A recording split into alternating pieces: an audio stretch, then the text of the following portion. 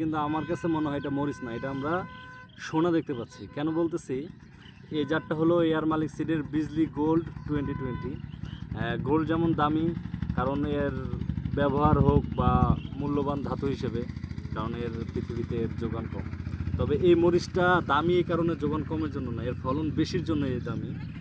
যদি আমরা দেখি এর ফলনটা, গাছ ভর্তি, আমার মনে হয় এই গাছে মিনিমাম হাফ কেজির উপরে থেকে কেজি খানেকের মতো মরিচ হবে। এটা হয়তো এটার তৃতীয় হারভেস্ট। আর যদি মরিচের আকার আকৃতি দেখেন, অত্যন্ত চমৎকার, পাশাপাশি রোগবালাই সহনশীলতা দেখেন, এটাও অনেক ভালো।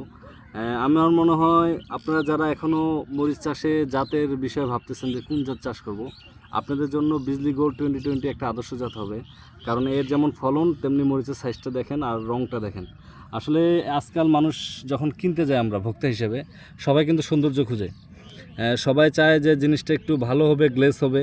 তো এই মরিচের আকার আকৃতি সাইজ সব পাশে কিন্তু অমায়িক একটা জাত, সেরা একটা জাত। আমি এখন আপনাদের কয়েকটা গাছের একটু ফলনটা দেখাই। যদি দেখেন একটু,